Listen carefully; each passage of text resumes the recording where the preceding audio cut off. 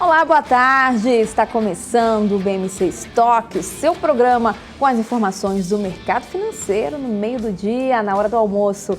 Confira agora os destaques do programa de hoje.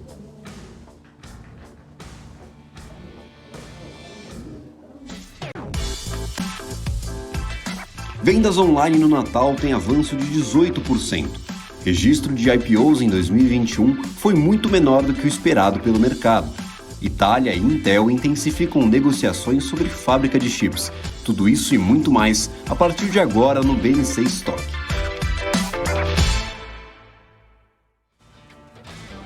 E a gente começa o BMC Stock com boa tarde para o meu companheiro de bancada nesta semana. Pois é, Gabriel Monteiro na tela, trazendo muita informação. Cadê o Gabriel, produção? Ó, o Gabriel aí. Boa tarde, Gabi. Boa tarde, Hanna. Eu revigorado depois dessa pequena folguinha aí de uma semana. Eu e você, a gente tirou um tempinho para descansar, a gente está revisando aí nesse plantão. Então hoje eu estou aqui juntamente da Hanna para trazer as principais notícias aí do dia nesse BMC Stock, que hoje vai receber o Anderson Menezes, que é fundador e CEO da Alkin Research, e também, como a Hanna já havia mencionado aí, os gráficos do dia com Alex André, que sempre traz uns 10 gráficos aí importantes e que mexem com o andamento aí do mercado.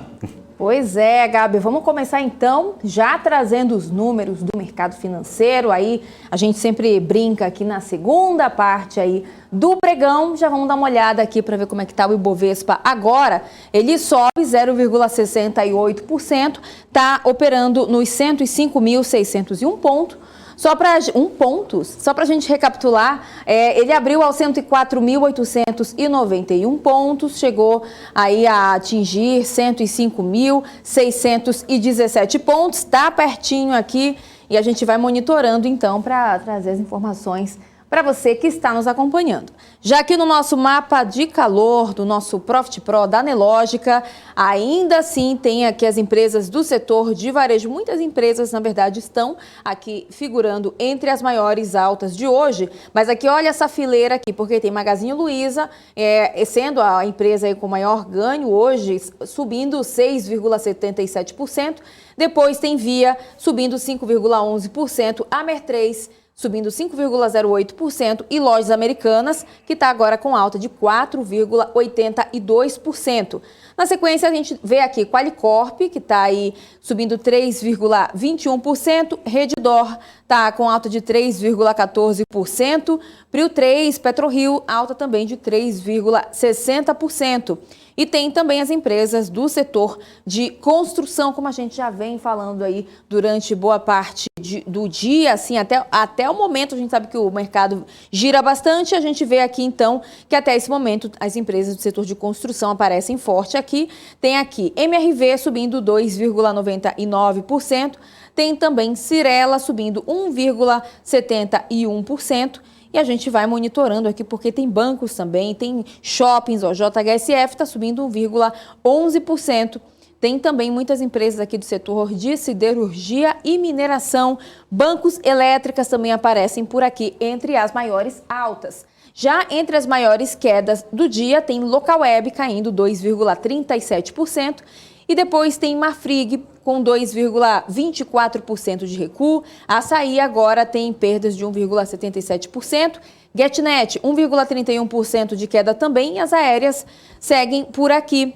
Tem agora a Gol e a Azul caindo no momento. E aí a gente vê que a Gol aqui recua 1,28%.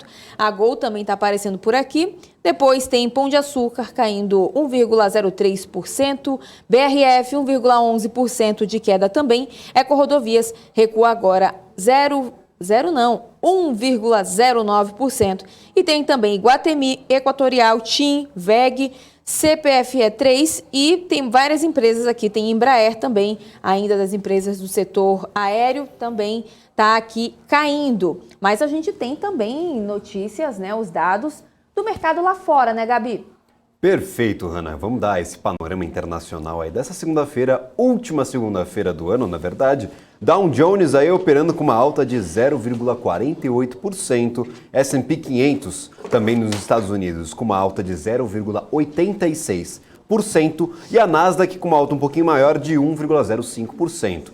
Partindo agora para a Europa, DAX aí operando com 0,5% de alta. FTSE, como nós já havíamos mencionado anteriormente, não opera hoje, então cotação aí congelada desde o último dia 24 de dezembro.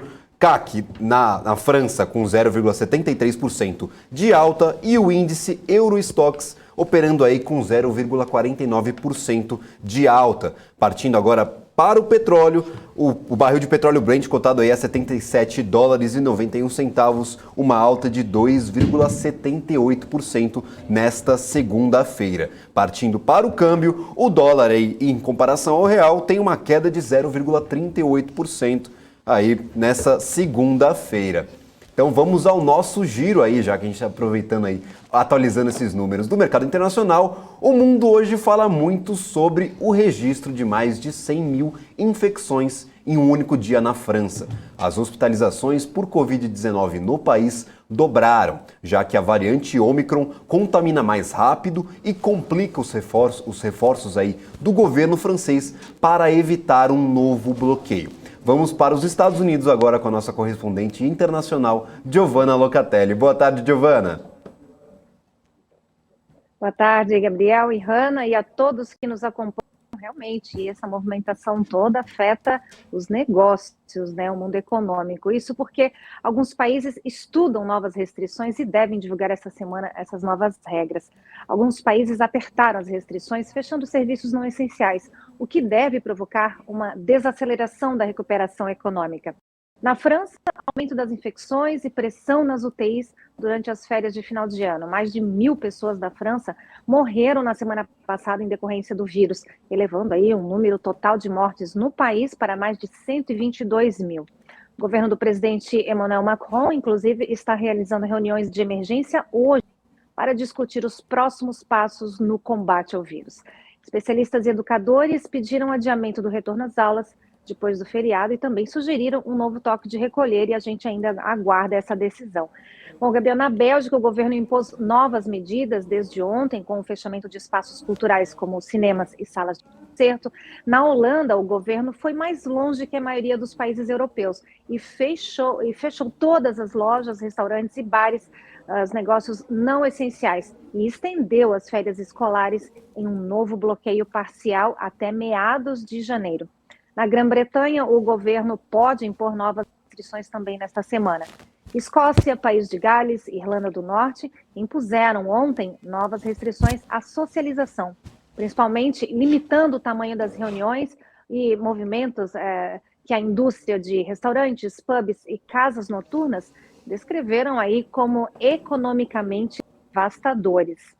Gabriel e Hanna, claro, a gente vai acompanhar esses reflexos, com certeza a gente vai ter uma retração da economia, que as pessoas vão ter que ficar em casa, enfim, vamos esperar aí os reflexos e os números, né, para as próximas semanas.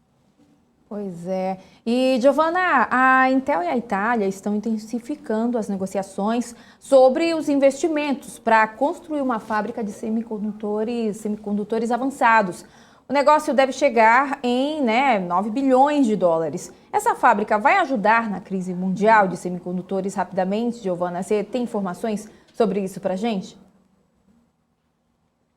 É o que se espera, Hanna. Isso faz parte de um movimento mundial que está acontecendo, inclusive liderado por Joe Biden, que é de incentivar. Ele recentemente, inclusive, reuniu 30 países para incentivar, para ver o que eles poderiam fazer para descolar dessa dependência da China, porque como essa informação outras vezes, os países eles desenvolvem a tecnologia de chips, porém não fabricam. Então, os países querem apoiar as indústrias, dando subsídios para que elas construam fábricas, né, para que sejam construídos em locais, em países estratégicos, Europa e América do Norte, né? Então, esse acordo, né, um acordo desse tamanho, deve garantir à Itália cerca de 10% dos 80 bilhões de euros que a empresa norte-americana pretende gastar na próxima década na Europa em capacidade de fabricação de ponta para ajudar a evitar a escassez futura de chips semicondutores. Como parte desse plano, a Alemanha, a maior economia da União Europeia, está liderando a construção da planta europeia da Megafab, planejada pela Intel Corp. A Intel disse que está tendo conversas construtivas sobre investimentos com líderes governamentais em vários países da União Europeia. Segundo um comunicado da empresa, abre aspas, somos encorajados pelas muitas possibilidades de apoiar a agenda digital da União Europeia e as ambições de semicondutores para 2030. Inclusive, naquela reunião com Biden, essa data de 2030 ficou uma meta aí para uma grande mudança favorável. Os fabricantes de chips estão lutando para aumentar a produção depois da explosão da demanda por produtos eletrônicos de consumo, como smartphones e computadores, como o reflexo da tendência de trabalhar em home office durante a pandemia, né? A Intel e o governo italiano, do primeiro-ministro Mario Draghi, estão discutindo um investimento total de 9 bilhões de dólares em 10 anos, a partir da construção desta fábrica, segundo fontes. As negociações são complexas e Roma quer que Intel esclareça seus planos para a Itália antes de formalizar um pacote de condições favoráveis, especialmente aí uma projeção de empregos e custos de energia. E, claro, a gente acompanha tudo isso, não é, Gabriel e Hanna? Pois é, Giovana, obrigada. A gente segue de olho aí nessas informações. A gente se vê então, né? Mais tarde a gente fala mais um pouquinho com a Giovana no Top News, né, Gil? É isso aí. Até lá. Tchau, tchau. Certíssimo, Giovana. A gente sabe que essa questão dos semicondutores é muito importante aí, então, todas as atualizações que tivemos sobre esse mercado e aí lá sobre o mercado europeu, americano, nós temos aí a Giovana Locatelli trazendo tudo aqui em primeira mão para a BMC News, né? Pois é, Gabi. A gente segue, então, trazendo mais informações aqui no nosso BMC Stock, falando agora sobre a desaceleração da inflação medida pelo Índice de Preços ao Consumidor Semanal, o IPCS, de 1,07% na segunda prévia de dezembro para 0,83% na terceira leitura do mês e foi verificada aí em 6 das 7 capitais pesquisadas. De acordo com a Fundação Getúlio Vargas, apareceram na pesquisa Salvador, Brasília, Belo Horizonte, Recife, Rio de Janeiro e São Paulo. Apenas Porto Alegre teve uma leve aceleração de preços entre a segunda e a terceira medição de dezembro, com o IPCS indo de aumento de 1,27% para 1,28%. Perfeito. E a Wiz, gestora de canais de distribuição de produtos financeiros e seguros, confirmou a criação de uma nova companhia para a participação no ecossistema de Open Insurance brasileiro. De acordo com o comunicado enviado ao mercado, o Conselho de Administração da companhia aprovou a criação de um CNPJ com objetivo exclusivo para atuação como SISS, que é uma sociedade iniciadora aí de serviços de seguros. No dia 21 de dezembro, a Wiz protocolou junto à SUSEP o pedido de credenciamento para o qual, por hora, não há previsão de aprovação pelo órgão. A manifestação da empresa veio após um questionamento da B3 a respeito de uma notícia publicada no Valor Econômico em que o assunto aí foi tratado. E o comércio online registrou ligeiro avanço nas vendas no Natal deste ano em relação ao Natal do ano passado. Com menor poder de compra, o consumidor apostou em itens como roupas, perfumaria e alimentação. Os detalhes você confere agora na reportagem. Segundo projeções da New Trust, empresa que realiza pesquisas no mercado digital, entre os dias 10 e 25 de dezembro, as vendas online alcançaram um faturamento de 6,6 bilhões de reais, uma alta nominal de 17,9% sobre os 5,6 bilhões obtidos no mesmo período do ano passado. Descontando a inflação de 10,42% no ano, considerando o IPCA 15, houve um crescimento real de 7,5% no período. De acordo com o indicador, a desaceleração do crescimento do e-commerce este ano também reflete a reabertura das lojas físicas, após os períodos mais críticos da pandemia. Em 2021, o volume de 16,1 milhões de pedidos online foi 18% maior do que o registrado no Natal de 2020, enquanto o ticket médio teve leve recuo de 0,8%, ficando em R$ 412. Além das categorias de moda e perfumaria, que se manteve em primeiro e segundo lugar no ranking do volume de vendas online, compras de itens de alimentação se destacaram na terceira posição no Natal deste ano. Já itens de saúde subiram da sexta posição em volume de vendas, superando os volumes de pedidos em telefonia, que caiu do quarto para o quinto lugar este ano. Já em faturamento, o segmento de telefonia, onde estão os smartphones, sustentou a liderança em vendas natalinas, assim como os eletrodomésticos. Os itens de informática, que incluem notebooks e tablets, seguiram em quinto lugar. Ainda de acordo com a New Trust, os brasileiros deixaram para fazer a maior parte das compras do Natal um pouco mais tarde este ano, o que gerou um pico de vendas no dia 15. No Natal do ano passado, o pico foi registrado no dia 11 e em 2019, no dia 10 de dezembro. Mais de $1 trilhão em dinheiro novo foi canalizado ao mercado de ETFs em 2021.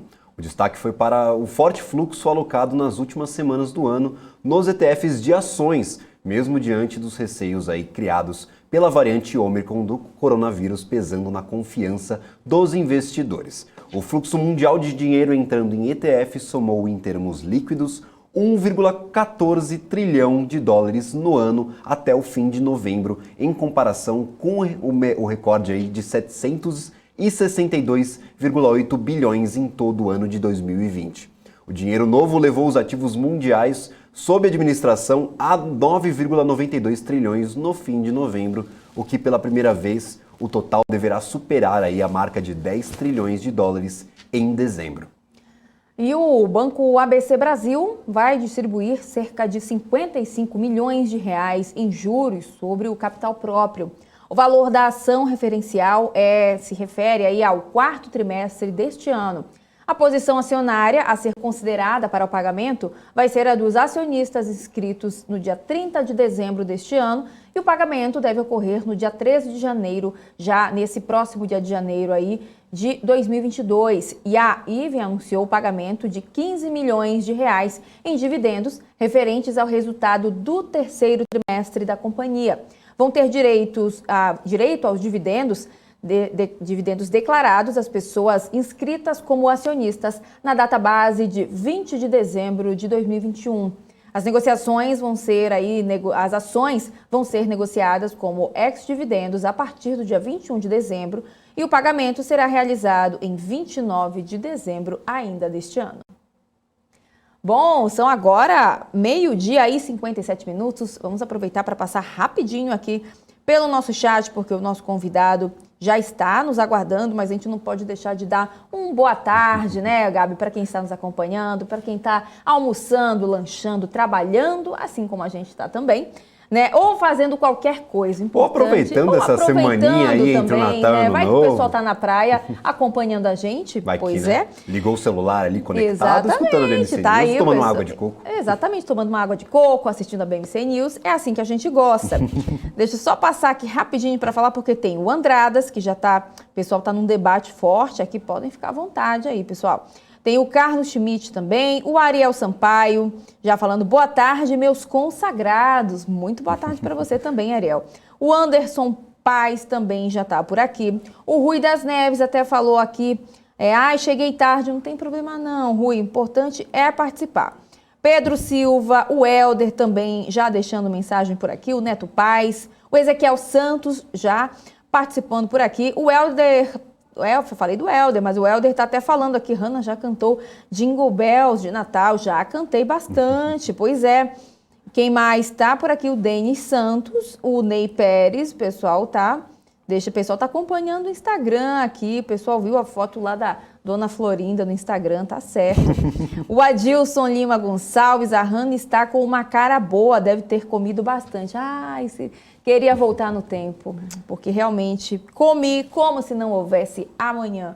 Você tem razão, né, Gabi? Quem mais está por aqui? Que isso, Adilson Lima aí, como você já havia bem mencionado, o Helder tá sempre com a gente. E o Rui das Neves falou, boa tarde, Hanna 1080p, Gabriel Voz de Locutor. Cadê o meu 1080p, o Rui das Neves? Pois que isso? Olha só. Tô Nem precisa, Gabi, só a tua voz aí já faz sucesso.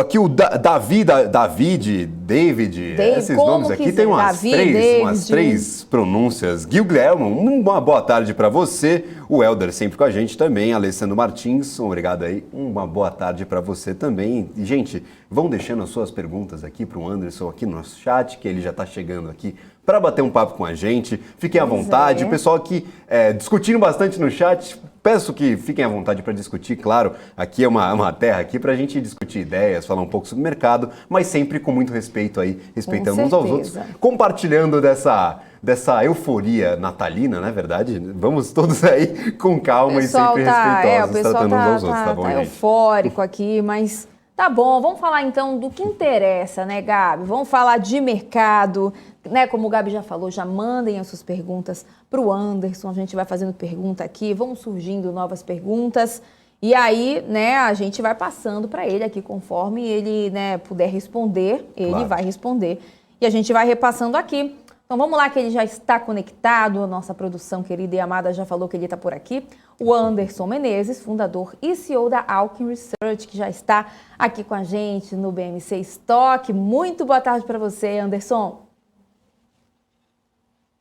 Boa tarde, pessoal. Hanna, Gabriel, é um prazer estar novamente com vocês. Feliz Natal, né? CN em tempo. Opa, Feliz Natal para você já também. Já tem que lembrar de dar Feliz Natal atrasado, né? Nem já, é atrasado, mas bem lembrado.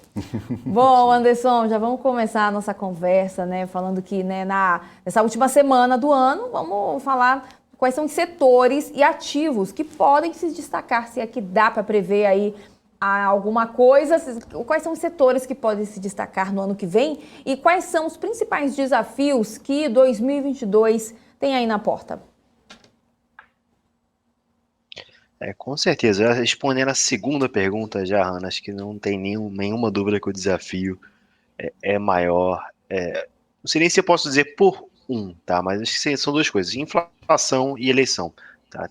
Mando aí para a gente poder fechar e definir muito bem. Então, inflação e eleição, sem dúvidas, é o que vai estar na cabeça dos investidores ano que vem. A eleição é o que tudo indica, né? 99% das vezes a gente tem, né, uma volatilidade muito acentuada na bolsa, tá? Dificilmente o mercado passa tranquilo no ano de eleição, tá? Não estou nem dando um direcionamento em virtude de partido ou quem ganhar ou perder, mas a eleição por si só, a incerteza, no geral, independente de ser política ou eleição, é algo ruim para o mercado.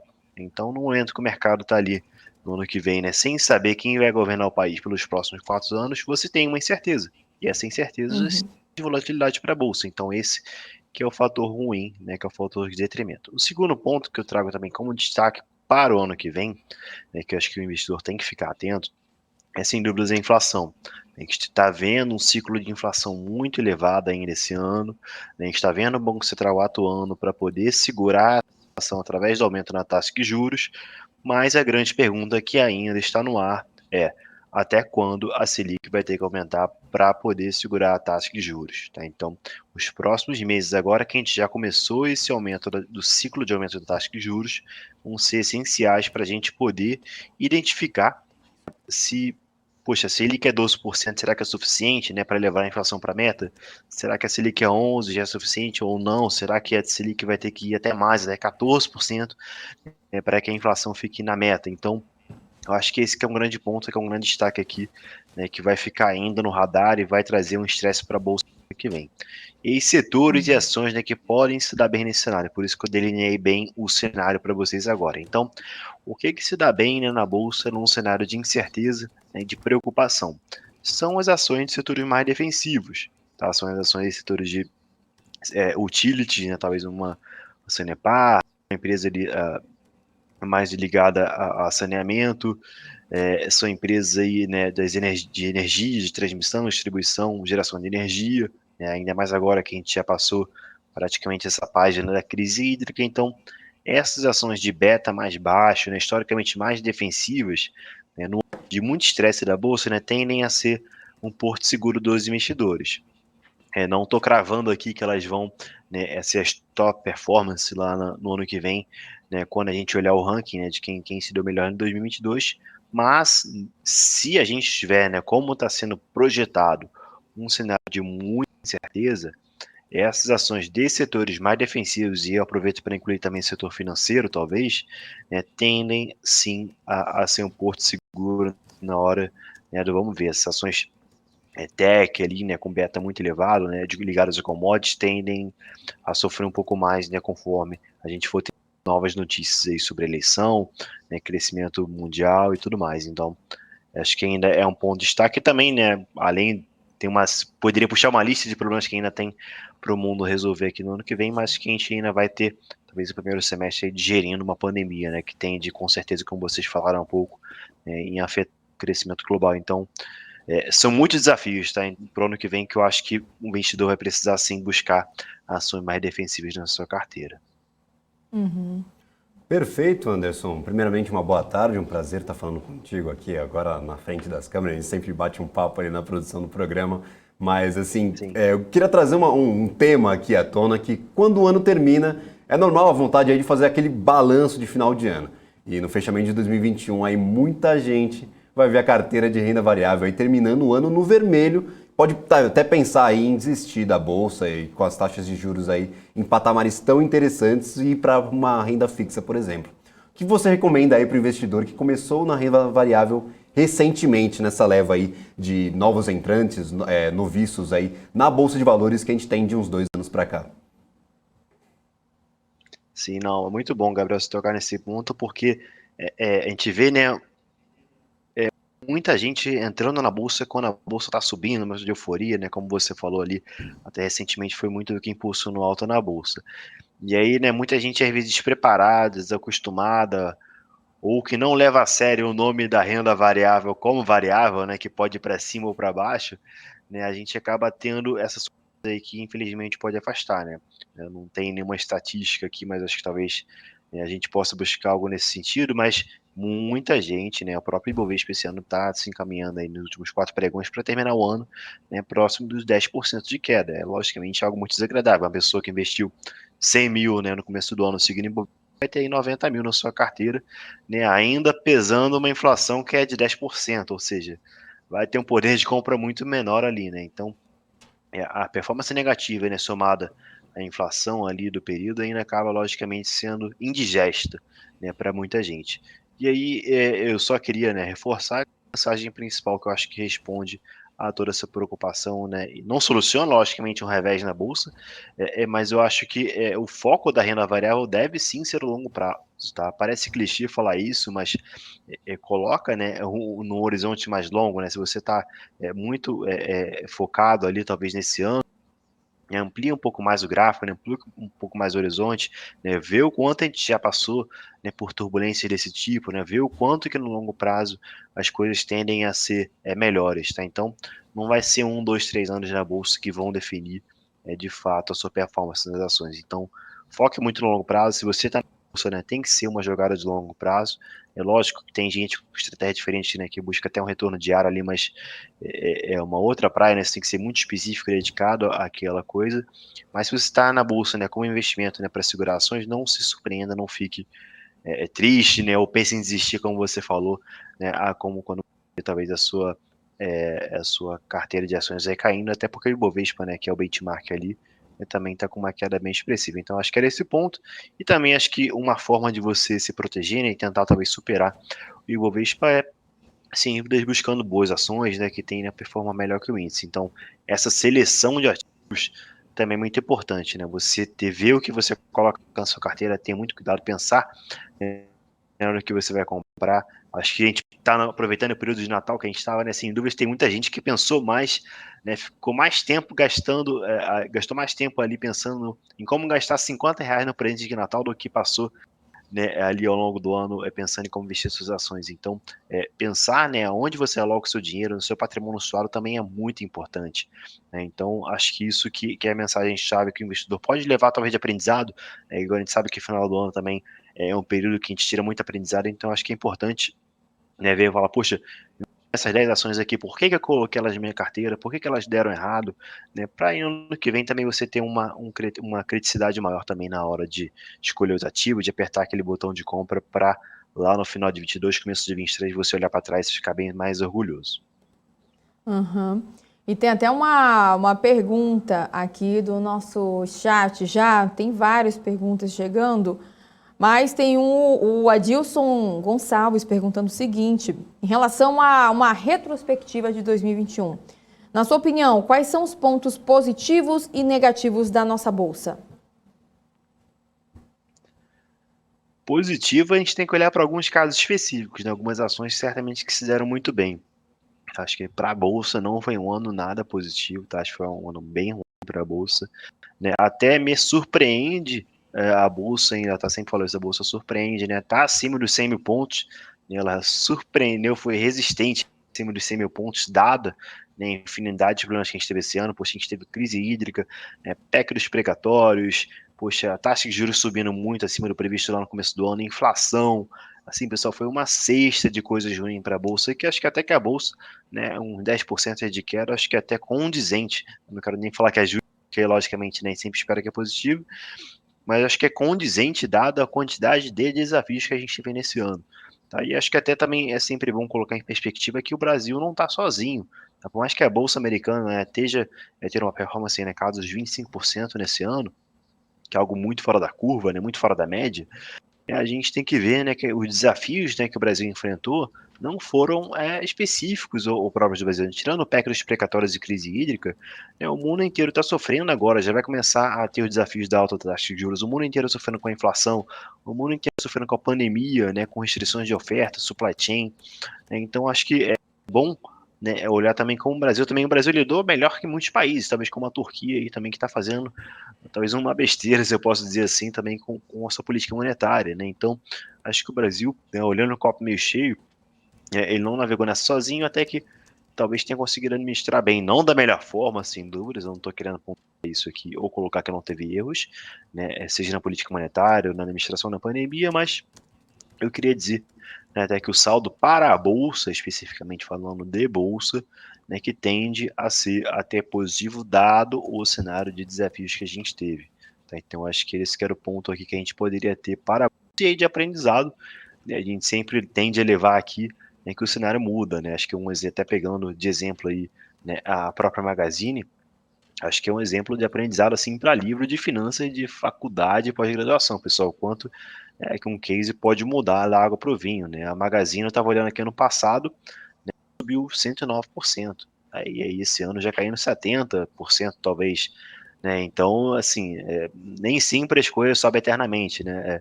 Tem até uma frase em inglês é mais bonita, mas que diz que as árvores não crescem até o céu. Né? Então, tenha muito cuidado também a alocar seus ativos, e sempre muito cuidado em olhar aquela ação que só sobe, né, que está sempre avançando muito, porque o ano que vem pode ser totalmente diferente. Então, sempre seja novamente muito criterioso, muito cuidadoso na hora de escolher seus ativos. Certíssimo, Anderson. Já que você tocou aí no tema de varejo, este ano a gente viu o setor sofrendo muito desconto, ações aí caindo mais de 70%.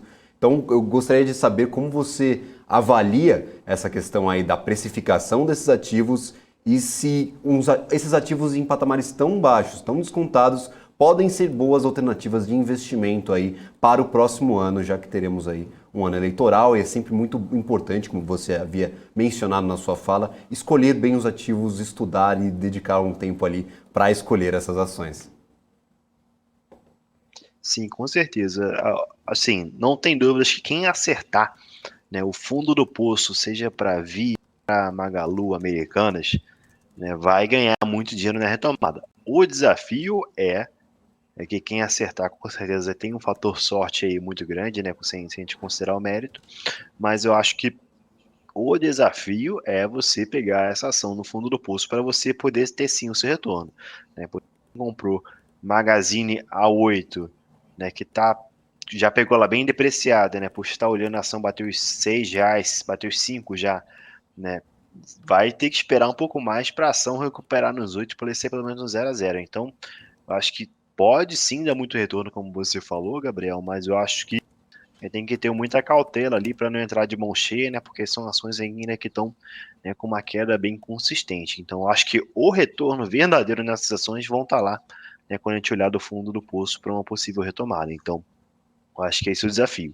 O que eu trago de cautela ainda para essas ações, né, eu acredito em uma recuperação, né, do setor do varejo como um todo, quando a gente vê uma normalização da inflação e da taxa de juros, porque aí sim o poder de compra do consumidor vai poder se normalizar, né, a gente vai poder ter uma disciplina maior dos preços ali, um comportamento mais normalizado, e aí sim a gente vai poder, ter o investidor, né, buscando, né, comprar produtos de consumo discricionário, né, esses itens chamados de não essenciais, e aí sim a gente vai poder ver uma volta às lojas da Magazine, né, no caso Bahia, Ponto Frio, o que for, né, da Americanas, e aí sim a gente vai ver uma tradução desse desempenho, desse comportamento dos resultados.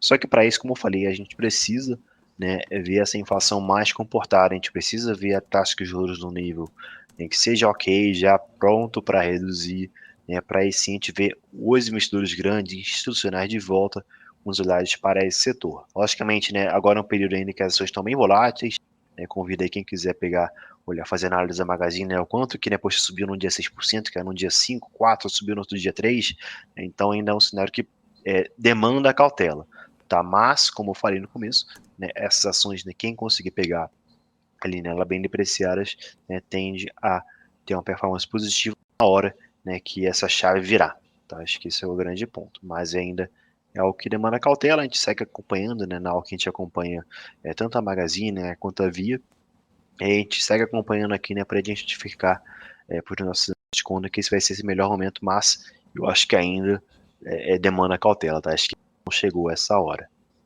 Uhum. E Anderson, hoje saiu o Boletim Focus, né, com as perspectivas para a inflação e Selic no próximo ano. É hora de buscar ativos e setores descontados como varejo, construção e tecnologia, que acabam sofrendo mais com o cenário macro, ou buscar setores mais defensivos? Qual é a estratégia mais interessante aí, na sua opinião?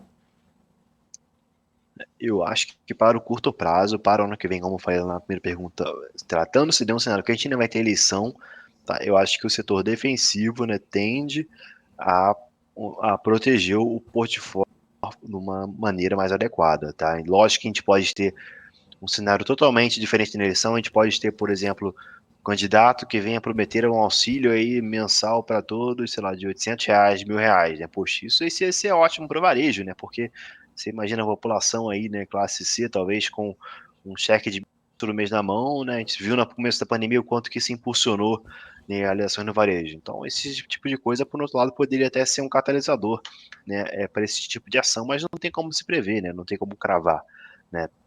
É só você tem que trabalhar com cenários. O investidor que, né, acreditar, né, e confiar na tese de que o cenário do ano que vem demanda cautela, que vai ser de estresse, que a gente ainda vai ter muito problema, busque ações defensivas. O investidor que achar, né, que a gente já está com o pior precificado, né, que os candidatos ali, né, já são conhecidos, né, que você já tem um cenário precificado, né, busque ações aí que vocês acreditam talvez que já estejam mais depreciadas, né? Mas aqui na Alckmin a gente acredita, né, que ainda demanda cautela, porque por mais que o mercado já saiba quais são provavelmente os candidatos que vão ganhar, um dos dois, né, que o mercado já tenha, né, todo esse estresse precificado, né, na hora do vamos ver, na proximidade, a gente sabe que a incerteza ainda é muito grande, né, que nem, acho que eu aproveito para trazer um outro exemplo aqui do avanço da Omicron.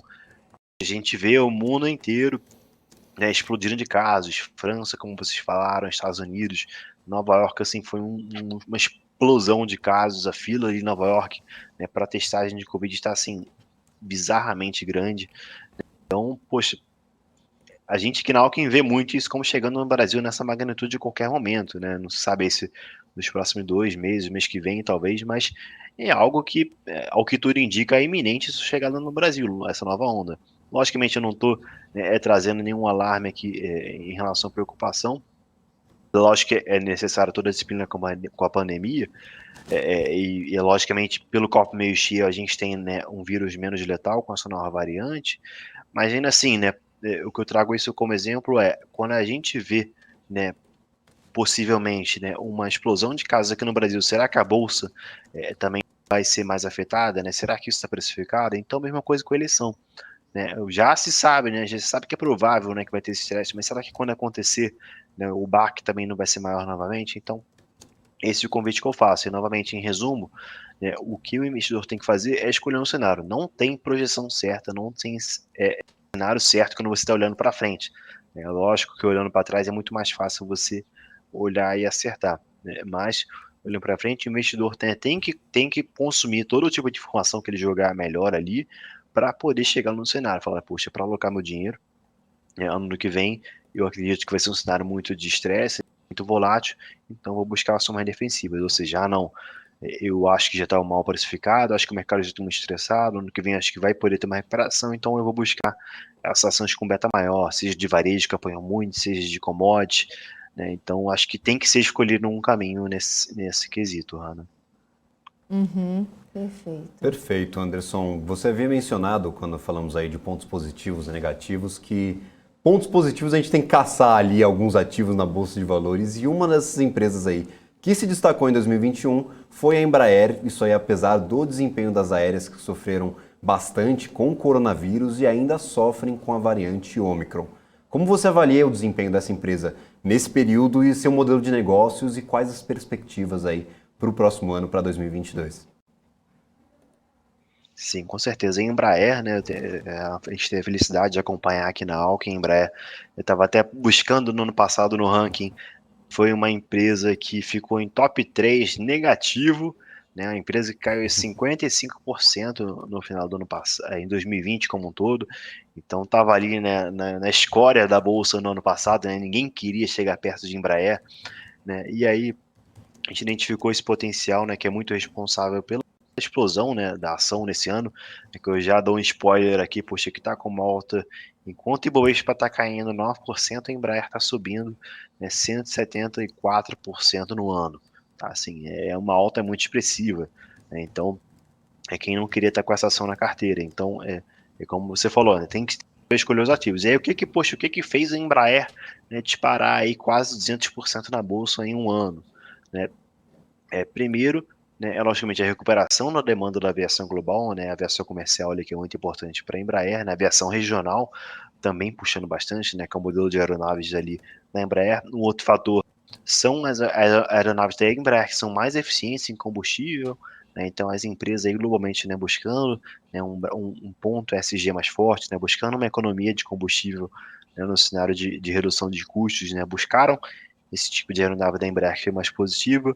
Um quarto ponto é a demanda por aeronaves executivas, né, é o que a gente chama lá de fly private, né, aumentou muito na pandemia, né, um cliente ali que talvez que fosse de primeira classe, né, aumentou em muito sua demanda por aeronaves privadas executivas, então esse também é um tipo de aeronave produzida pela Embraer que tem uma demanda muito aquecida esse ano, tá? Então esses pontos, e por si só, né, já serão responsáveis por uma demanda muito expressiva para a Embraer no ano, dado um cenário de caos e de quase de falência que estava precificado ali na empresa, quando a ação estava ali nos R$ 6, tá? Então, é mais ou menos esse cenário. Só que aí, né, teve um ponto, né, que o investidor demorou muito a perceber na Embraer, que foi a questão da IVE. O que é a IVE? Pessoal, a IVE é uma subsidiária da Embraer, né? As empresas têm várias empresas debaixo delas, que são as subsidiárias, como eu falei, né? E uma delas, no caso da Embraer, era a IVE, né? Que é até um braço meio futurista da Embraer, que chama Embraer X, né? Que busca, né, fazer essas aeronaves que vocês já devem ter visto, com certeza, alguma reportagem, até aqui na própria BMC vocês já devem ter mostrado, né, que são aquelas aeronaves, um helicóptero 2.0, como eu gostaria de chamar, né, aqui, que são aquelas aeronaves de pulso, decolagem vertical, né, provavelmente autônomas, né, no futuro, mas que são um modelo, um produto que hoje a Embraer não vende, né, então tende a ter ali um quinto novo braço de produtos da Embraer, tá, que hoje a Embraer tem aviação comercial, né, a defesa e segurança, a aviação executiva e serviços da Embraer, né, que é toda a parte de manutenção. E aí a Embraer, né, vem com esse braço ali, né, de mais futurista, esse tipo de eVTOLs, né, que a gente chama, que já apresentaram assim nos últimos meses uma carteira de pedidos muito forte, né? Poxa, toda hora sai notícia, fato relevante da Embraer, né, de que tal empresa, poxa, demandou já tantas aeronaves para 2024, 2026. Então isso aí foi impulsionando muita ação, né? Os investidores começaram aos poucos a enxergar esse potencial.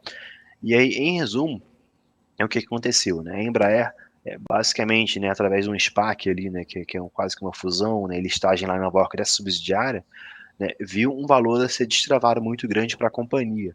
Tá? Então, essa companhia sendo listada cerca de 2,5 bilhões de dólares, não tenho certeza do valor aqui, né, aí em Nova York, futuramente, né, como já se confirmou aí na última semana, né, isso tende a destravar muito valor para a companhia. Né, e até como um todo, acho que eu gostaria de fazer um parênteses aqui, né, porque eu acho que na bolsa, né, as empresas acabam muitas vezes negligenciadas indevidamente, né? Tem muita empresa aí com ativos, né? Que eu convido vocês a buscarem, a conhecerem, né? Que tem a ter coisa ali dentro de casa, né, que tem muito valor de forma separada, e essa parte da Embraer é um grande exemplo, né, tinha a Embraer como um todo que era precificada, aí na hora que o mercado começou a ver valor dessa pecinha no quebra-cabeça da Embraer, né, isso destravou muito o valor na ação na companhia, né, porque as pessoas começam a colocar na conta, e isso se reflete na cotação, tá, então, quando o mercado viu, né, todo o potencial que essa subsidiária da Embraer que tinha, né, e o quanto que ela pode travar de valor sendo listada na Bolsa Americana,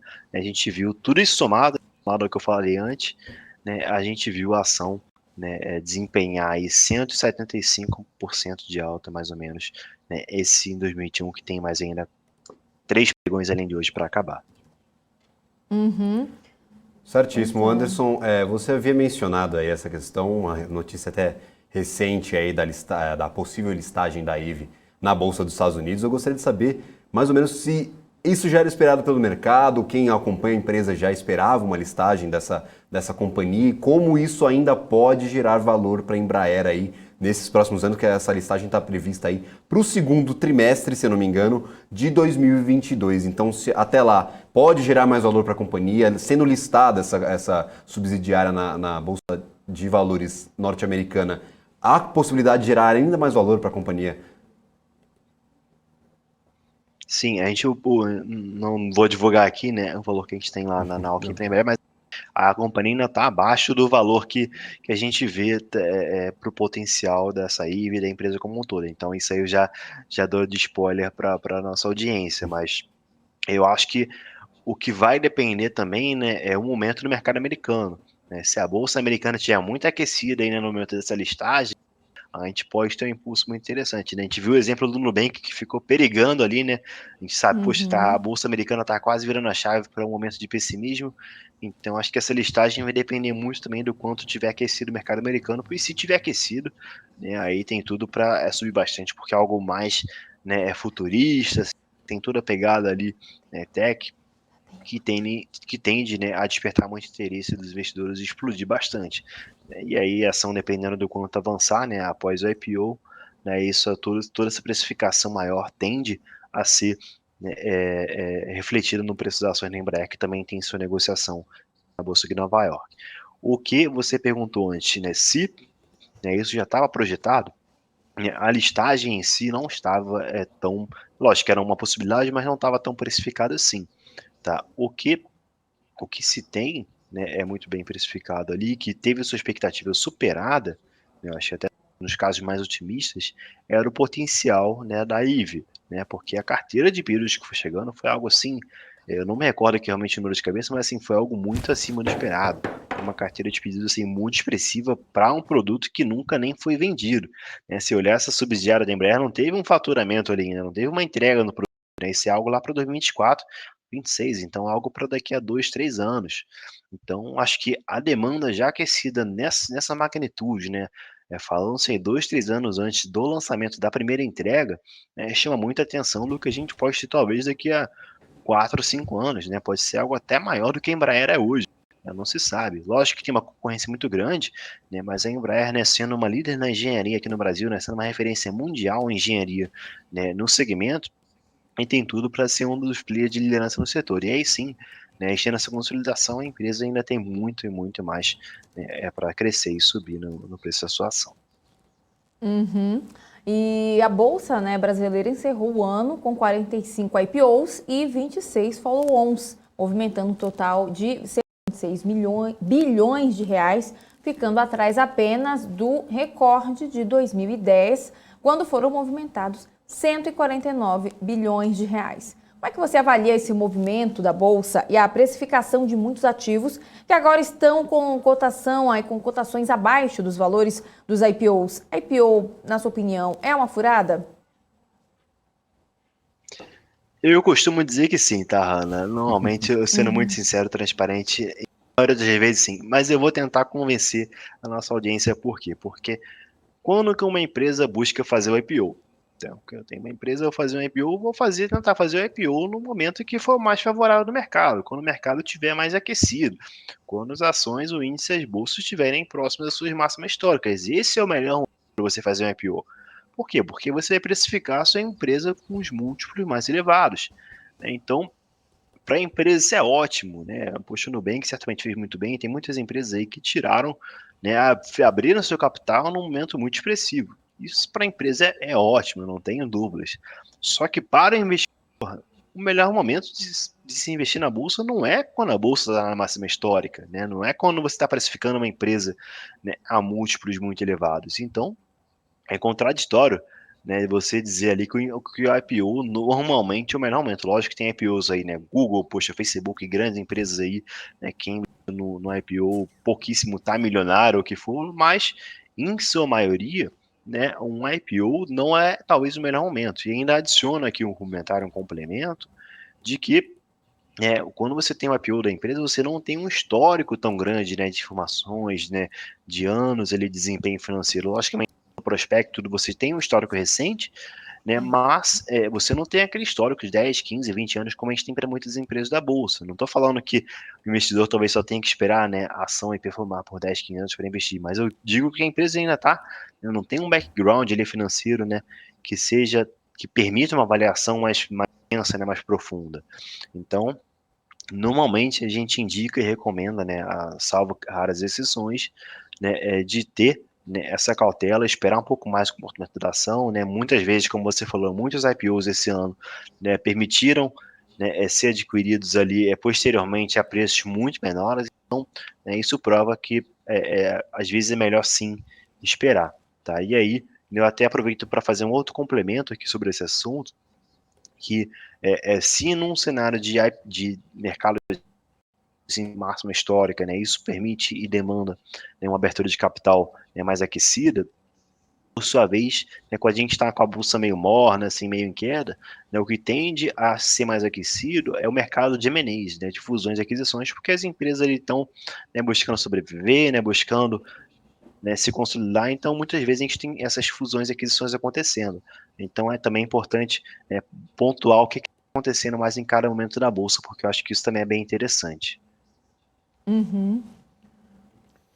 Perfeito, Anderson. E já buscando aí alguns fragmentos da nossa conversa, a gente bateu um papo aí sobre algumas ações e IPOs e também aí, você falando aí de bolsas em máximas, os Estados Unidos renovou máximas aí constantemente ao longo desse ano. Gostaria de saber como você avalia essas questões de empresas brasileiras buscando abrir capital aí no mercado americano, como a gente teve XP, Banco Inter, Nubank também. Então, assim, como você avalia esse processo e como elas podem impactar aí a Bolsa no Brasil e o mercado brasileiro? Com certeza, o mercado americano também aproveita aqui para comentar. A gente fala de copo meio cheio, copo meio vazio, mas o copo americano parece que está sempre transbordando, né? Não tem a parte meio vazia do copo. É só o copo meio cheio. A gente está no cenário de aumento de taxa de juros, redução de estímulos monetários, né, pandemia lá de casos e a bolsa na máxima histórica. Então, é só copo meio cheio, 100% cheio, sempre para a Bolsa Americana. Lógico que a gente pode ter, em qualquer hora, uma surpresa aí numa correção, mas, né, por hora, isso tende a estar muito aquecido. Isso também, né, já aproveito fazendo esse complemento para responder, porque, né, essa resiliência toda, essa solidez do mercado americano é, sem dúvidas, o que desperta o interesse das empresas para abrir capital lá, né? Eu falei que o melhor momento para você abrir capital, né, quando as bolsas estão no momento muito aquecido, né? Tem uma demanda muito aquecida, tem menos volatilidade, né? Porque todo esse ruído político, né, essa turbulência aí, poxa, sai uma notícia precatórias que não tem nada a ver com desempenho comparativo, né, amarga ali uma queda nas ações. Então, a empresa também, quando está abrindo seu capital, né, desperta o interesse dela e se torna atraente para ela oportunidade de abrir capital em um país, tem uma bolsa ali que está um pouco imune a esse tipo de risco, né, esse tipo de problema, e de brinde ali, né, ainda promete, né, uma precificação ainda muito maior. Tá? Então, acho que esse tipo de coisa que hoje, né, desperta muito interesse do investidor, das empresas, né, que estão buscando abrir capital, né? Felizmente agora o BDR está muito mais acessível, então facilita um pouco, né, essa abertura, né? Mesmo que a empresa abra capital, né, o investidor aqui no Brasil ter acesso, para a B3, né, acaba não sendo tão interessante, porque lógico tem a remuneração ali, né, da abertura, mas eu acho que ainda, né, esses fatores, enquanto a Bolsa Americana estiver em máximas, eu acho que eles vão continuar vencendo, né, abertura de capital aqui no Brasil, sem falar de custos, né? Para você abrir capital, dependendo nos Estados Unidos, dependendo, colocando na balança, né, pode ser até um pouco mais atrativo, tá? Então acho que isso aí, Gabriel, tem de tudo, né, a fazer muitas empresas sim considerarem abrir capital lá e também, quem sabe, até migrar, né? As empresas que talvez já estejam abertas aqui migrarem para lá. A gente viu recentemente até o Banco Inter, né, buscando, né, fazer esse tipo de movimento, né? Não chegou a ser aprovado por hora, mas mostra, né, o quanto que as empresas podem talvez migrar para a Bolsa Americana. Uhum. Anderson, queria agradecer muito a sua participação aqui no BMC Stock, já está os 3 aí na tela. Agradecer, espero que você volte mais vezes, né? Não sei se vai voltar essa semana, mas espero que em 2022 você volte bastante para a gente conversar bastante sobre o mercado, né?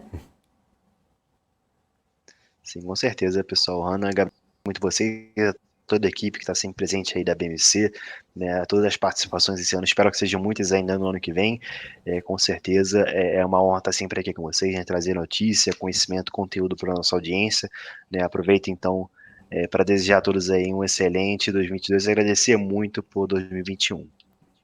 Com certeza. Certíssimo, vai ter que voltar, Hanna, porque eu tô cheio de pergunta aqui, o pessoal tá mandando um monte de pergunta no chat, então a gente não tem tanto tempo aí para responder todas as já vai guardando, Gabi, essas perguntas. Então, 2022 a gente vai ter um ano aí repleto de notícia boa, muita estabilidade, vai ser um ano meio maluco assim, então a gente vai ter muita coisa para esclarecer. Então já fica o pedido aí, o convite para voltar em 2022. Convidado, na verdade. Agora que, para o pessoal que está assistindo agora, estamos indo para a TV a cabo, na verdade, Hanna. Então temos notícias aí muito interessantes para a BMC News, Anderson. Esse é só um spoiler, né? Nem a nossa chefia conta direito, assim. Eles não contam tudo para a gente para não espalhar por aí. Mas aí já tem essa notícia de que, né, 2022 a gente vai sim para a TV paga. E aí, né, a gente vai ter muito assunto para falar e você está convidado já a participar desse bate-papo com a gente, tá bom, Anderson? Eu que agradeço, Hanna. Eu que agradeço. Estaremos juntos na TV a cabo, no YouTube, online, onde tiver, a gente vai estar sempre apresentando, trazendo conteúdo. Tá certíssimo, Anderson. Um abraço. Tchau, pessoal. Boa tarde. Obrigada, Anderson. Ô, Gabi, bom, já falamos aí com o Anderson, a gente já trouxe um panorama aí. Ó, vamos lá, então, dar continuidade aqui no nosso BMC Stock. Porque antes da gente chamar, né, o Alex André, vamos só dar um panorama rapidinho como é que está o mercado nesse momento, atualizar, né? Afinal, nós somos um canal de investimentos, então a gente fica trazendo em tempo real aqui para você que está nos acompanhando, para a gente ver aqui que o Ibov está agora com alta de 0,57%, está aos 105.486 pontos, ele abriu aos 104.891 pontos, chegou aí a renovar uma mínima de 104.798 pontos.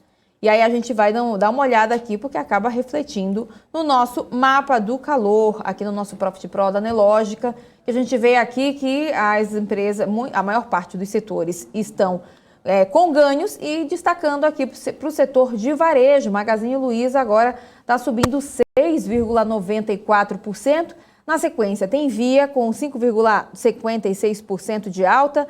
Depois a gente vê Lame 4, Lojas Americanas, subindo 3,34%. Amer 3 subindo 3,84% também. E na sequência, a gente vê as empresas do setor de construção, MRV, sobe agora 2,28%. Depois a gente vê Cyrela com alta de 1,79%.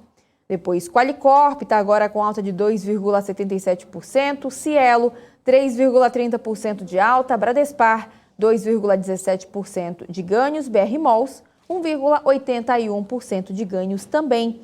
E aí tem agora a Copel, 2,53% de alta, Grupo Cosan, 1,37% de ganhos. Os bancos aparecem por aqui. O Itaú está agora com 1,31% de alta. Banco Bradesco, 1,22%, agora está virando rápido aqui, 1,22% de alta também. E aí a gente vê empresas aqui como o Santander também, que está figurando aqui entre as maiores altas, ganhos de 0,84%. Tem também BID4, Banco Inter, 0,74% de alta. E tem várias empresas aqui do setor de siderurgia, mineração, petróleo, educação, outras empresas também do setor de varejo, tem Pets aqui subindo também. E as papeleiras, né, todas essas empresas estão aqui no bloco das maiores altas. Vamos falar agora um pouco aqui da nossa ala vermelhinha do mapa. Tava com saudade de falar isso por aqui, né, depois da folga aí.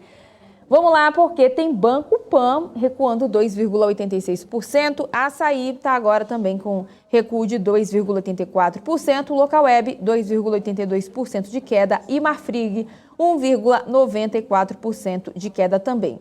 Gol e Azul seguem também nesse bloco aqui das maiores quedas, tem Gol agora recuando 1,30% e Azul recuando 1,89%, assim como o CVC caindo 0,65%.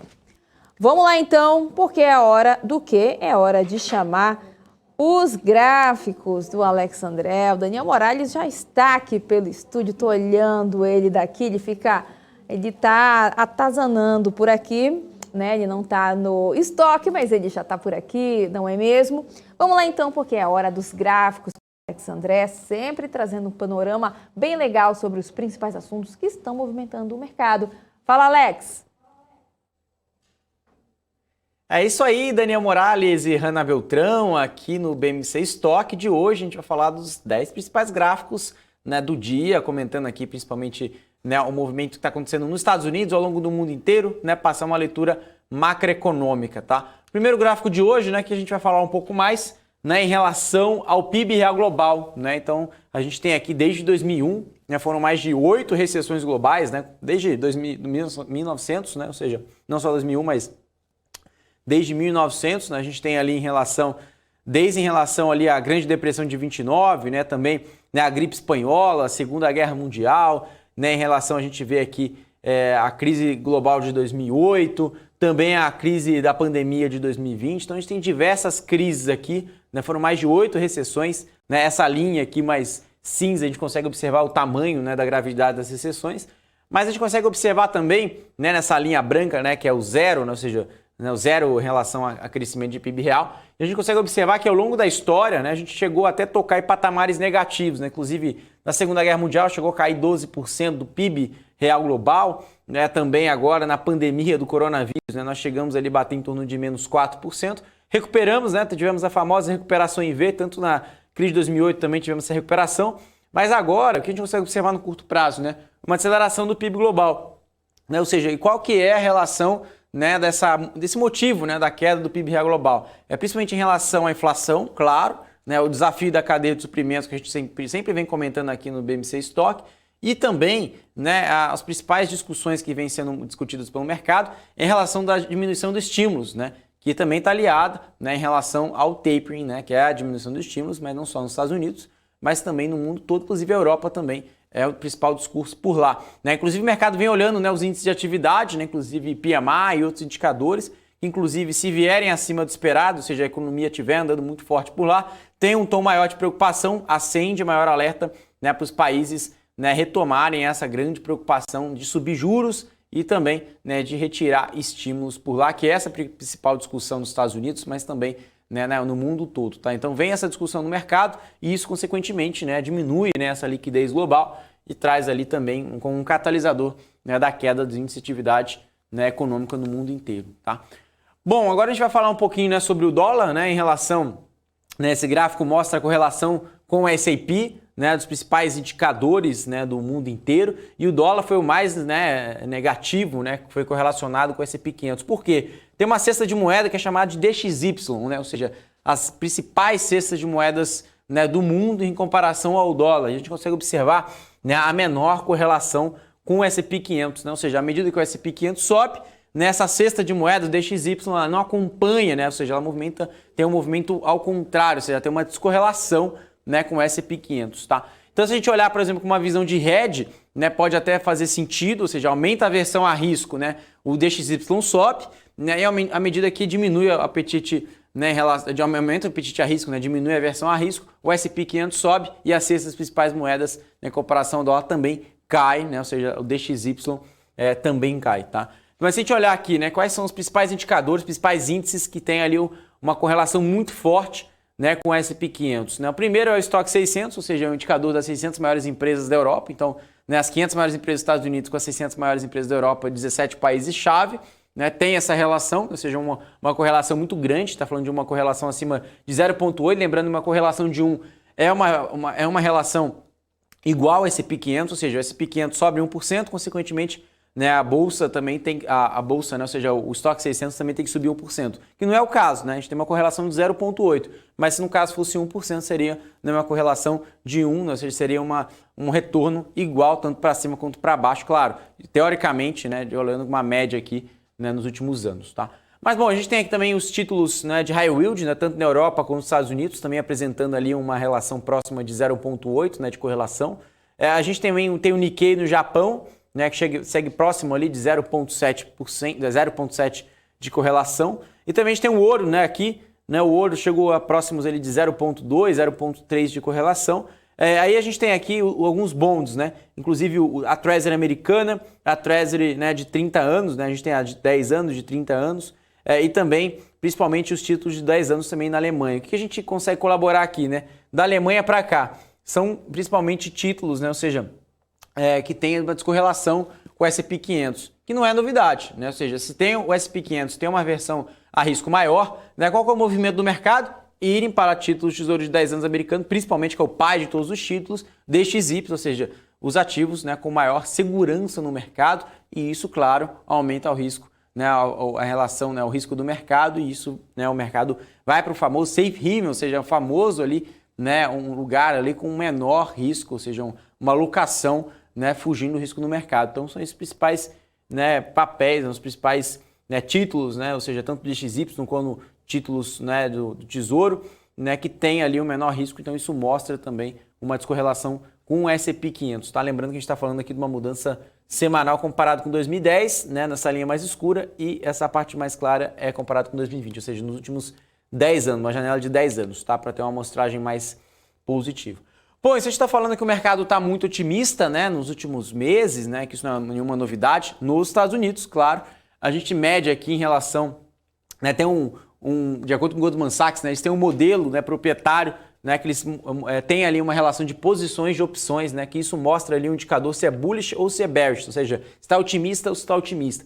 Se é para cada vez mais para baixo, né, está mais otimista, ou seja, em relação às opções, então mostra que o mercado pode subir no curto prazo. Se tiver cada vez mais para cima, né, isso também demonstra, né, uma aversão a risco. Tá? O que ele coloca no modelo, né, uma média, né, de um score, né, em relação a put call ratio, né, que é muito conhecida no mercado, também em relação às principais pontos em relação à volatilidade, né, à vista, né, ou seja, essa correlação, e também quando a gente fala de single names, né, de alguns papéis dos Estados Unidos. Tá?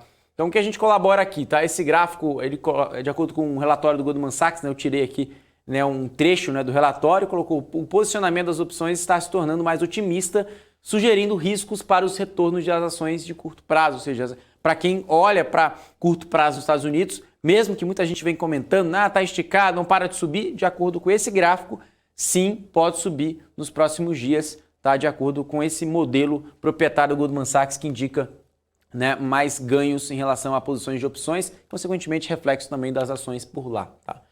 Bom, agora a gente vai falar um pouco mais sobre o ouro, né? A gente consegue colocar esse tom de preocupação, né, um tom de cautela global, né, não só restrito nos Estados Unidos, e alguns países já vêm aumentando suas posições, suas reservas de ouro globalmente, né? Quais são os principais países? Olha o Brasil aqui, né? O Brasil comprou mais de 53, né, toneladas de ouro, né, olhando aqui, né, no último ano. A gente consegue observar, a Tailândia chegou a 90 bilhões, né? Hungria, 62 bilhões, Brasil na moeda de bronze, né? Ou seja, a medalha de bronze, né? Melhor dizendo aqui, 53 bilhões, Índia com 29 bilhões, né? Uzbequistão 25 bilhões, Turquia 13, aí tem Camboja, Polônia e Mongólia, né? Fechando essa linha aqui. Por que os países estão aumentando suas reservas de ouro, né? Muita gente pergunta em relação a isso. Que é uma proteção à inflação, ou seja, historicamente é um hedge contra a inflação, ou seja, comprar ouro historicamente serve como um hedge. Então, quando o Banco Central ele aumenta as suas posições de ouro, consequentemente ela passa uma visão para o mercado que está se protegendo contra a inflação e claramente observa um cenário, né, mais deteriorativo, né, ao longo dos próximos meses. Então, isso pode ser um movimento defensivo por parte dos bancos centrais, tá? E esse gráfico vai retratar muito bem nesse sentido, tá? A gente consegue observar de 2020, né, desde novembro de 2020 até agora, a gente consegue observar nessa janela de quase um ano aqui, né, de acordo com esse gráfico vai até o final de outubro, tá? Então não é praticamente um ano, vamos dizer aqui 11 meses, tá? A gente consegue observar aqui, né, as posições, né, long compradas, ou seja, semanais, né, ao longo dos últimos 11 meses. E agora, né, na última janela que tem a amostragem aqui, a gente consegue observar que nunca teve tanta compra por parte dos fundos, tá, comprando ouro, tá? Então é uma relação, né, de hedge contra inflação. Então os fundos, os investidores vêm começando a montar a posição, né, desde as últimas semanas, ou seja, consegue ter um movimento aqui, né, acumulativo, ou seja, de compra, e isso também pressiona, né, o preço também do ouro, claro, para cima, né? Ou seja, o ouro vem valorizando à medida que tem uma força compradora maior, à medida que o mercado enxerga a inflação para o ano que vem, né, nos próximos anos, como um cenário desafiador e não como um transitório, na medida que alguns economistas já vêm dizendo isso nos últimos meses. Então o mercado começa a reavaliar os seus modelos econômicos e isso já se traduz em posições. O ouro é uma delas, tá? Como hedge de inflação. Bom, se a inflação é preocupante, né, e cada vez mais os economistas vêm revisando para cima suas projeções, uma delas é o relatório Focus, que sai toda segunda-feira por volta de 8 horas da manhã aqui no Brasil, que é o consenso do mercado, tá? Não só com inflação, PIB, câmbio e etc, né? A gente tem aqui a expectativa, né, principalmente do IPCA, né, ou seja, para o final do ano de 2022, tá? Lembrando, tá, esse ano, tá, o mercado começou já a precificar para cima, né, a inflação, né? Lembrando que março teve uma revisão para cima de 75 basis points, já em maio revisou mais para cima, 75 basis points, chegamos em junho, também mais uma revisão de 75 basis points, e olha em agosto, né, 100 basis points, ou seja, uma tamanha, né, aumento, né, em relação à expectativa de inflação, e isso coloca uma preocupação também, né, em relação ao Banco Central, que diz, né, para o mercado que é o seguinte, né, ou seja, para chegar à meta da inflação, o próprio Banco Central, o próprio Campos Neto já disse, né, ou seja, que vai usar todos os instrumentos necessários, uma delas já está sendo utilizada, que é o aumento, né, da taxa Selic para combater a inflação, ou seja, vai utilizar todos os as métricas necessárias para fazer esse IPCA arrefecer, né, no ano que vem. Então, a expectativa está em torno de quase 4%, 3,93%, né, do IPCA, que é o índice oficial de inflação aqui no Brasil, tá? Então, cada vez mais não para de subir a expectativa para o ano que vem de inflação. Então, como alguns analistas dizem, que poderia ser temporário, né, por enquanto, né, não para de subir. Isso não demonstra, né, uma relação de fraqueza em relação à expectativa de inflação, tá? Bom, esse gráfico aqui também é interessante, né, nos Estados Unidos, que tem uma grande discussão por lá em relação ao mercado de trabalho, né? A gente vê ali principalmente o maior indicador, né, o pai de todos os indicadores, né, no mundo todo, que é o payroll, né, o farm payroll, que indica, né, em relação, né, à folha de pagamento não agrícola nos Estados Unidos, e detalha, né, o mercado americano, né, um indicador muito importante. E um desses principais indicadores, né, que a gente observa por aqui no mercado, que é em relação das demissões, né? Foram mais de 4 milhões e 400 mil demissões, tá, no último mês, ou seja, nos últimos 30 dias. Mas, ao mesmo tempo, a gente também consegue observar de número de vagas de emprego. E chegaram a superar, né, ali, né, mais de 1 milhão de vagas, né, no último mês. E o que a gente consegue traduzir, né? Nunca teve tanta demissão no mercado, ou seja, a gente consegue observar esse crescimento muito forte de demissão, chegou a bater, como eu falei, mais de 4 milhões e 400 mil demissões, e mostra, né, que o mercado demonstra, né, uma retomada. Né? Porque uma retomada está tendo muita gente pedindo conta, né, do seu trabalho. Tem duas visões aqui, tá? Eu vou esclarecer um pouquinho mais para esse gráfico ficar um pouquinho mais claro para você que está nos escutando, para você que está nos vendo aqui. Primeira leitura, né, uma relação de inflação real nos salários, né, que não acontecia faz muito tempo nos Estados Unidos, desde 1970. Então, ou seja, né, até mesmo a relação do salário médio, né, ou seja, salário mínimo, né, pago lá nos Estados Unidos, né, em qualquer função que seja, está sendo mais bem pago agora do que anteriormente, claro, em relação à inflação, mas o principal ponto que tem uma competição muito grande, né, nos Estados Unidos, ou seja, tem muitas pessoas, né, abrindo vagas, né, ou seja, não só nos principais setores que foram afetados, como hospitalidade, né, gastronomia, né, a aviação e etc, mas, de linhas gerais, está tendo uma oferta de emprego muito forte, comparado desde 2001, ou seja, nunca teve um aumento de oferta de emprego como está tendo agora, e isso aumenta a competitividade.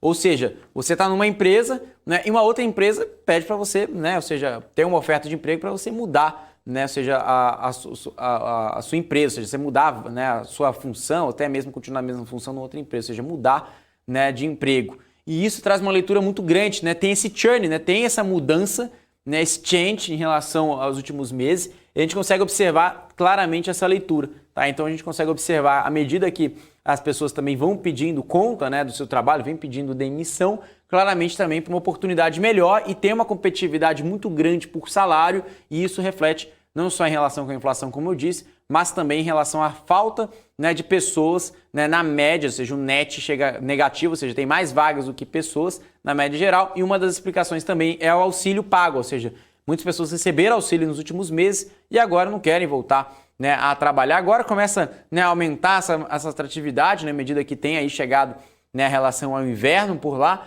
Mas lembrando, né, para trás era o verão, né, nos meses de verão a gente também tem comentado aqui, né, que teve a menor, né, adesão a emprego, né, ou seja, na média, né, os americanos preferiam ficar em casa, né, do que trabalhar. Claro, a gente não está falando de todos os americanos, está dizendo aqui alguns números macro, mas agora que o inverno se aproxima, né, isso também vem aumentando também a relação, né, de pessoas empregadas. Isso fortalece também os números de índice de atividade de emprego nos Estados Unidos. Tá? Como o índice de desemprego que sai toda semana e também a primeira sexta-feira do mês que sai o payroll. Tá? Então, para explicar muito bem esse gráfico aqui, tem diversas explicações, né? Esse gráfico é muito subjetivo para entender um pouco desse indicador. Tá?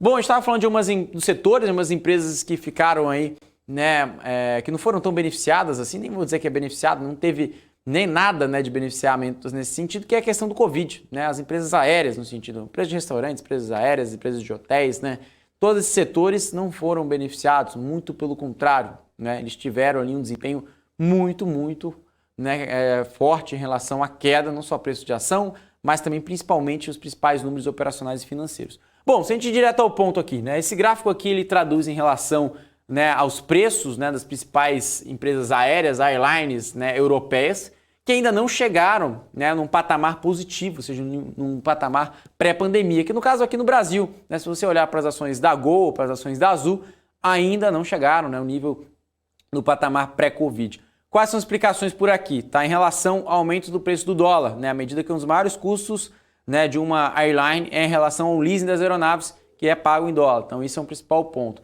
Outro caso, principalmente aqui no Brasil, né, que em relação ao real com o dólar.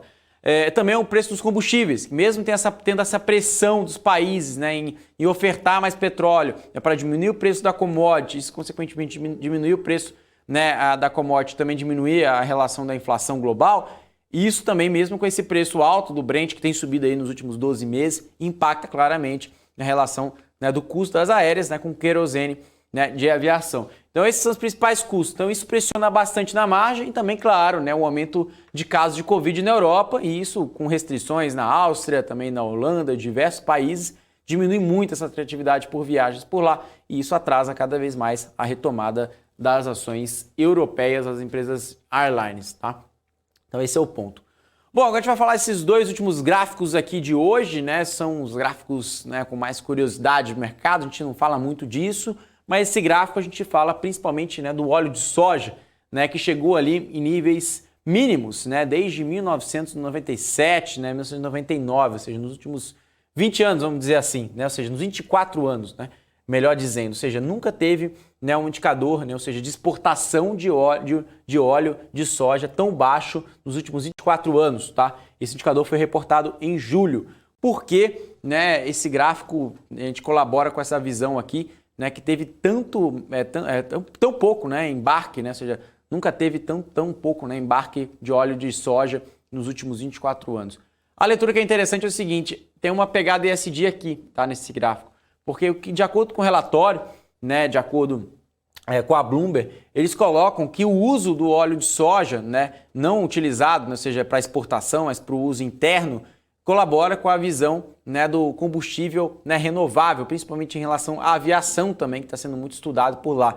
Então esse principal ponto aqui em relação ao óleo de soja, ele diminui a relação da atratividade da exportação, inclusive está chegando no menor patamar nos 24 anos, mas por outro lado, né, tem uma relação positiva, né, com a relação da matriz energética global, né, com a adição do óleo de soja, inclusive tem diversos estudos também está sendo adotado em relação a isso, né, ou seja, tanto o biodiesel quanto a relação do querosene de aviação, isso vem melhorando não só a produtividade das aeronaves, mas também a relação da pegada de ESG, ou seja, a menor pegada de carbono. Tá? Então, essa é a leitura. Bom, agora se a gente fala aqui em relação à própria soja, né? Se a gente falar aqui em relação a compras, né, da própria China, ou seja, de importação, nunca foi tão baixo, tá, em comparação com 2020. Então, entra o ponto de alerta aqui, ou seja, já entra nessa linha pontilhada vermelha, ou seja, em março até agora, ou seja, teve uma alta muito forte de compra de soja na China, agora voltou a cair. E essa principal explicação, né, de importação de soja chinesa é uma explicação claramente dita de acordo com o relatório da Bloomberg, com os impactos da cadeia de supply, ou seja, demora muito tempo, e também tem a relação de choque, né, principalmente não só da cadeia de supply, mas também da relação de energia na China, ou seja, sofre, né, tem uma relação de crise energética na China, e isso também colabora-se com a relação da soja por lá, tá? Então são os dois principais pontos aqui, né? E também a gente acabou de passar os 10 principais gráficos de hoje, né? Agora vou colocar aqui, né, Daniel Morales e Hanna Beltrão. Muito obrigado a todos. E esses são os 10 principais gráficos de hoje. Pois é, vamos seguindo então, trazendo mais informações. Daqui a pouquinho tem BMC Market chegando na área, o pessoal já está se posicionando aqui no Twitter. Enquanto isso, a gente vai trazendo as notícias que estão movimentando o mercado, falando agora da rede de franquias Chili Beans, que anunciou planos de abrir cerca de 850 lojas dedicadas aos óculos de grau aí no país nos próximos 5 anos. E com a expansão, a empresa prevê alcançar um faturamento de 2 bilhões de reais em 2026, número 3 vezes maior, né, em relação à receita de 650 milhões estimada aí para este ano. A Chili Beans tinha apenas 7 pontos de venda de óticas, 7 pontos de vendas de óticas no início de 2020 e desde então foram abertas 143 unidades, ocupando todos os estados brasileiros. A intenção é chegar a 1.000 dentro de 5 anos. A Chili Beans afirma ainda que considera a abertura de capital da empresa um IPO, mas ainda sem data confirmada, né, Gabi? Isso aí, Hanna. Perfeito. E a Superintendência Geral do CAD aprovou sem restrições o ato de concentração entre a Eneva e Focus. Com isso, a combinação dos negócios da Eneva e da Focus, com a unificação das suas respectivas bases acionárias mediante a realização aí de uma reorganização societária que vai resultar na incorporação da Focus pela Eneva. Segundo o parecer do CAD, a operação vai abranger todos os ativos, passivos e projetos que compuserem o patrimônio da Eneva e da Focus quando for fechado o negócio. Na justificativa para a operação, a empresa explica aí que para o Grupo Eneva trata-se de uma oportunidade de expansão e diversificação de sua atuação no setor elétrico brasileiro, Hanna. Pois é, e faltam poucos dias, né, Gabi, para o final de 2021 e o ano, né, termina aí com alguns contrastes no mercado. Um deles tem a ver com os IPOs e apesar do recorde no volume de recursos captados nas ofertas iniciais, a maioria teve um retorno negativo. Confira os detalhes na reportagem. O ritmo das ofertas teve uma queda brusca nesse último semestre e tirou a chance de 2021 bater 2007 em quantidade de IPOs. Naquele ano foram 64 e agora há 45. Não era isso que o mercado esperava há 12 meses. Só em janeiro e fevereiro foram 15 aberturas de capital e o mercado logo especulou um boom de IPOs para esse ano. Mas 2021 bateu 2007 em volume de recursos captados. Esse ano fecha com 65 bilhões de reais e em 2007 foram 55 bilhões e 600 milhões de reais. Das 45 ofertas iniciais de 2021, 2/3 foram feitas no primeiro semestre. Era um período em que a reabertura da economia e a retomada das atividades com o avanço da vacinação estavam no auge. E um ambiente externo com muita liquidez favorável ao investimento em ativos de maior risco. Isso sem falar do aumento de pessoas físicas na Bolsa. Tudo isso ajuda a explicar o boom de IPOs até meados de 2021. Não dá para esquecer também que até março deste ano, a Selic estava no menor patamar histórico, o que estimulava o investimento em ativos como as ações. Do segundo semestre para cá, tudo mudou. Muitas empresas cancelaram ou suspenderam as operações como reflexo do cenário político conturbado, das preocupações com impactos de novas variantes do coronavírus e do aumento da pressão inflacionária. Das estreias na Bolsa, 73% das empresas tiveram retorno negativo até o dia 16 de dezembro. O setor de tecnologia foi o que mais sofreu. Segundo os analistas, parte dessas empresas chegaram ao mercado quando a turbulência estava começando e, por isso, ainda não entregaram o que se esperava delas. Bom, os dois na tela agora, porque o BMC Stock está chegando ao fim. Já vou me despedindo, então, da minha duplinha de hoje. De hoje não, desses próximos dias aí, dessa até a quinta-feira, aí, né, para ser mais precisa, dessa semana. Gabriel Monteiro, que volta ali, né, para produção dos programas. Eu posso falar, nossa Hanna? Redação. Eu posso falar, Hanna, que eu vou ficar fazendo programa com você até ano que vem. Ah, tá vendo só? Quer admitir, eu tô encarnando aqui o Rafael Lara. Rafael Lara, um beijo pra você. Pois é, Rafael Lara. Não quero que você esteja assistindo nem na isso. Folga. Tem que estar descansando. Pois é. Então é isso aí, Hanna. Eu vou me despedindo por aqui. Um beijo pra você. É um prazer sempre participar aqui dos programas. E aí a gente vai tocando aí o estoque até o final da semana, sempre com as principais notícias aí que movimentam o mercado, trazendo tudo em primeira mão para você que está assistindo aqui a BMC News. Então, um beijo e até amanhã. Até amanhã, Gabi.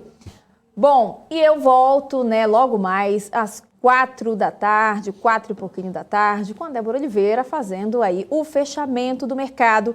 Mas antes, cadê o Daniel Morales? Falaram tanto do Daniel Morales que hoje o Daniel Morales ele comanda o marketing, não é isso? Olha só, não estamos tão afastados hoje, não é mesmo? Não estamos, estamos a apenas 2 metros de distância. Um pouquinho, eu tô olhando para ele daqui, tá longe, tá perto, mas tá longe. Ah, tá bom. Mas ó, eu tô com ciúmes, viu? Você tá. Ah, então você é possessivo, então. Eu tô com ciúmes, porque colocaram aqui hashtag Rambiel. Rambiel, tá vendo ali? Raniel, acabou, entendeu? Não tem mais. Acabou a hashtag Raniel. Quando cria uma hashtag nova assim, você já sabe como é.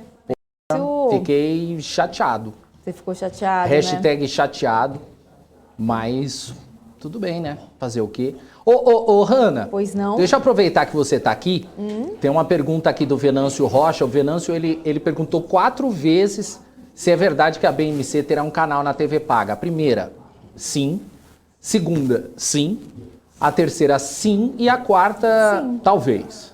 Não, sim. É tudo sim. Tudo é tudo sim. Tudo verdade. Então, sim, gente. Vai ter um canal na TV paga no ano que vem. Mas aqui no YouTube vai continuar também, então não se preocupe. Em todos os lugares, todas as plataformas, estaremos lá, né, Daniel Morales? Estaremos lá. Mas você vai estar aqui do meu lado ou você vai trocar de lado? Assim? Você eu vai não sei, eu gostei de ficar aqui nesse estoque? cantinho, assim, sabe? Foi legal. Foi legal, né? Foi bom enquanto durou, não é? Foi legal, então, não foi? Foi legal, foi legal. Foi legal. Foi legal, então, bons tempos. Bons tempos. 15 dias só. Ó, musiquinha colocada significa que estão expulsando você daí. É verdade. Então, né, é sempre assim, chega esse horário aqui, isso porque não tá o Cabral por aqui, mas chega esse horário, é hora, né, de dar tchau. E pra quem falou no comecinho, a Hanna já almoçou, não, a Hanna não almoçou, meu povo. Vou almoçar agora, vocês ficam aí com o grande Daniel Morales. Nem tão grande assim, mas obrigado. Pois é, tchau, tchau. Beijo, Hanna, tchau.